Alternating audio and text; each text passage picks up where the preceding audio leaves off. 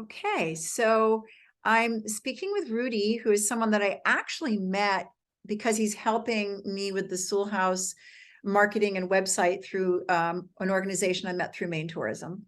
And interestingly enough, we were talking one evening and he was helping me, and our conversation segued into yoga and meditation. And so we're going to do this little clip for maybe 10 minutes and continue the conversation with a Q&A from this wonderful man who has been helping me from Arizona and also helped me get this wonderful background, which is the lake at Sewell House, a place that I love very much. And there are two loons swimming together, and they're my favorite birds. And so I really feel, first of all, that I'll say to you, Rudy, one thing people don't know about yoga is that philosophically, it's rooted in nature. So I'll say this, and then you can ask me any questions you have. The thing Thank you we very do, much. I feel like you're too kind. Like I wish I was a wonderful man, and I feel like this is me trying to become that, you know. And I'm great at, as you mentioned, I'm great at tech, I'm great at other things, but this is the reason why I wanted to talk to you about yoga and meditation is to, how are you using it in an attempt, or how have you used it in an attempt to be better or feel better, I feel, and do better in life, right? And I feel like I'm at a not necessarily a crossroad, but I'm at a position in which I need a little bit of that part of coaching in life, you know? Mhm. Okay, I hear everything you're saying. And I think what I'm going to say is you asked some really good questions. I wish I'd written them all down. But the last thing I heard was be a better person.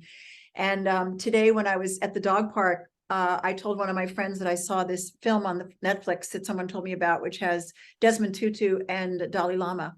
Hmm. And the person who referred me to it said, and I'm kind of touched by this, she knows me really well, that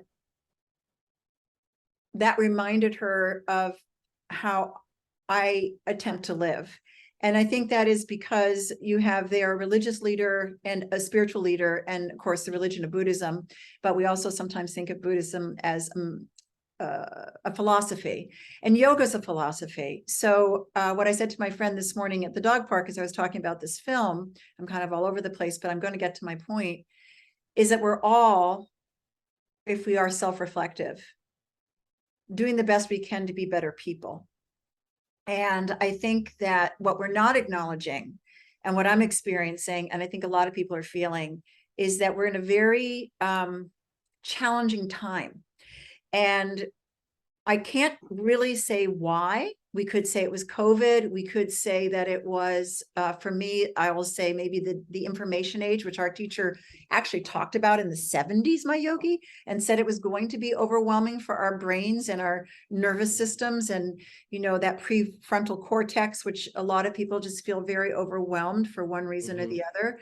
So I use this as a tool for that, for the fact that we are living in a very fast-paced time. So what does that mean? So you have these apps, which I'm not really using, but I know they're wonderful and they help people, like Headspace and these things.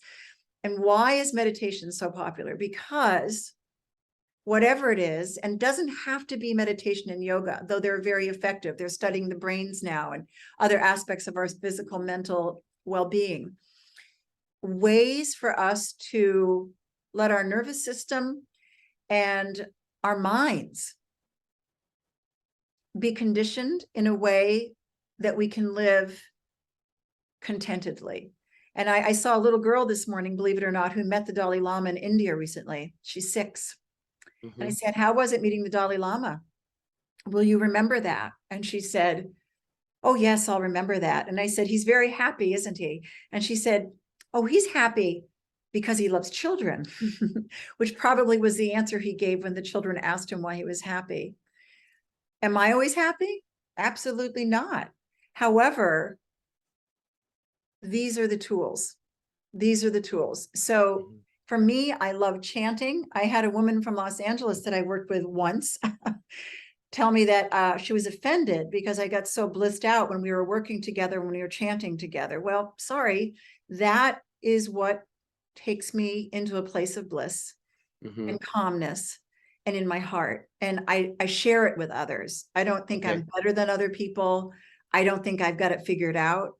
I just think that it's a tool that is really prominent in our culture for a reason. I think it gets misunderstood, Rudy. I think some Hmm. people think that it's an exercise only physically. And I always say the most challenging part is the mind, but why not keep working on our mind? You know, I saw an article because I was researching about the popularity of yoga for a project I'm working on right now, that some people, it's grown exponentially, yoga and meditation, exponentially. It's unbelievable. Multi-billion-dollar business, which I don't see all that much of, but that's okay. You know, become very, very big business. But the good news is people are doing it. However, the reason people aren't doing it is because it doesn't feel inclusive. I think that's really sad, don't you? So isn't it nice that you and I were having a conversation about something totally removed from yoga?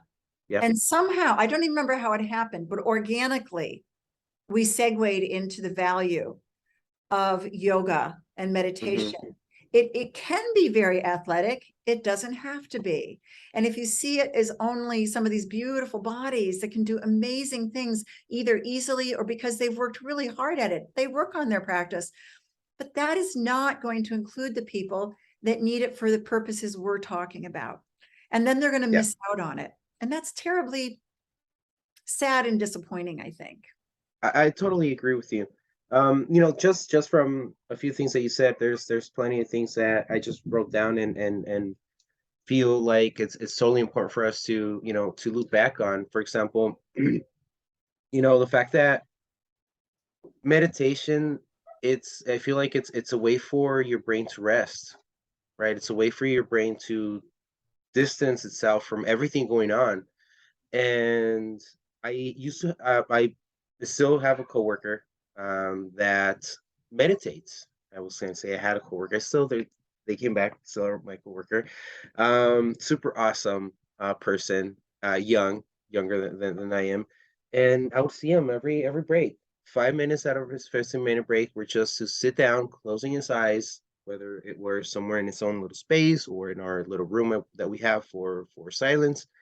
um, but he came back refreshed. He came back ready to go. I mean, what would take an individual 2 hours to complete, he would probably complete that the next hour, Yes, right? yes. Fully rested. His brain was rested. And I haven't taken the time to do that in years, other than me sleeping. And even when I'm sleeping, I'm thinking. So there's two things that I'm hearing from you as you heard from me certain things. One is thank you for mentioning the meditation because and that it's a way to just let your mind step away. Because time and time again at Schoolhouse, people will say, well, I can't meditate because I can't stop thinking. And I'm like, what? We're never going to Mhm. stop thinking. Yeah. However, you can have a totally different relationship with your mind and your brain after you step away for 3 to 5 minutes and breathe slowly, or just observe your thoughts floating in and out, or have a mantra that you do out loud or silently. And so, that's really, really useful. And the second thing you said is true, that the mind, that's why I said the mind is the tricky thing, because our mind is like so busy that we're Hmm. like, we rationalize, I don't have time to step back. Well, I Yep. know for me, if I don't have that quiet time in the morning, it it's just not going to be a day for me. And then there's some days Hmm. that I sleep better than others. And the Dalai Lama says the sleep is the highest meditation. I kind of agree with him. And the days that I'm tired, and it might be a little challenging to get through it.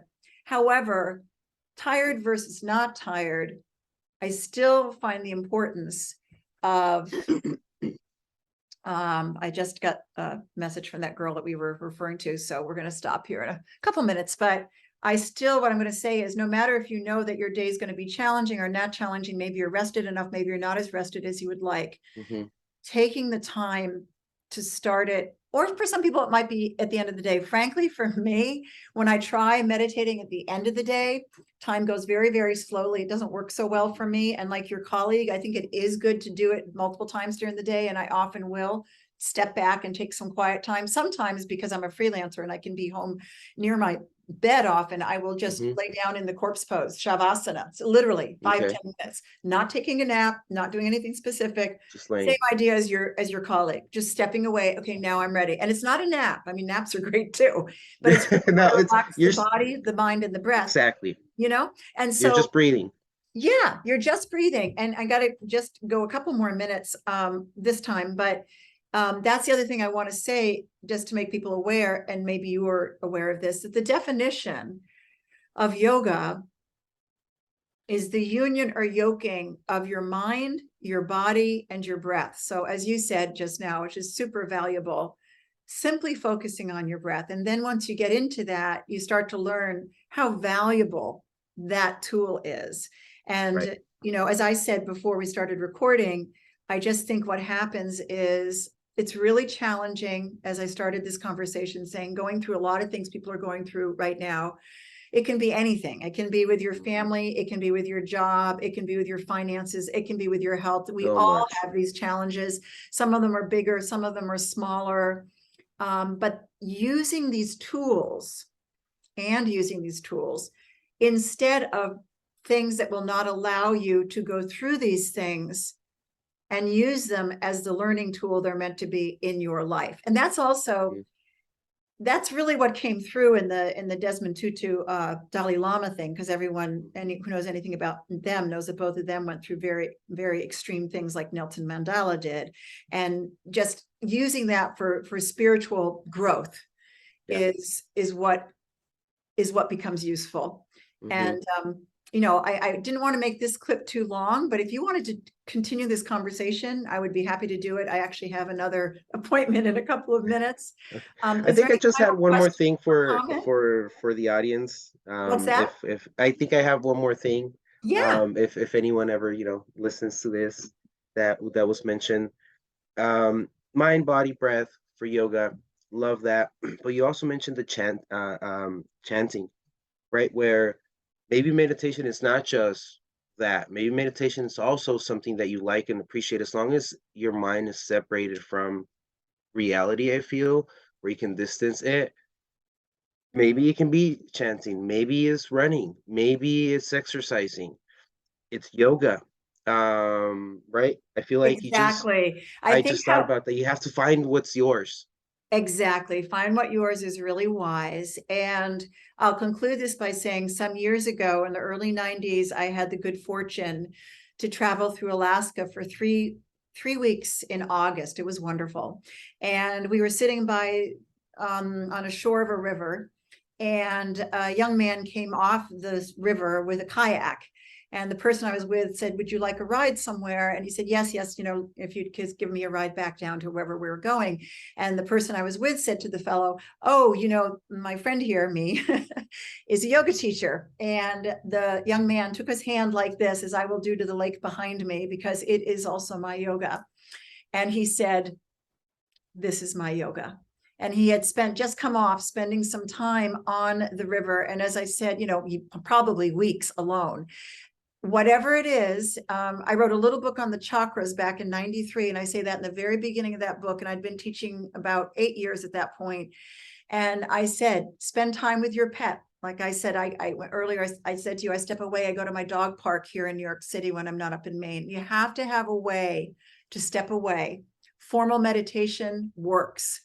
And if Yeah. that doesn't work for you, you don't choose that or don't have the discipline for that, find a way to step away, so that, like you said, your mind is not working in the middle of the night, because that's what happens for a lot of people. And that's like a Yeah. whole nother discussion, is sleep, which I started with because I think sleep is so important. Rudy, I want to thank you for this. I'm going to stop recording, and hopefully Thank we you, can Donna. see It was a pleasure. people.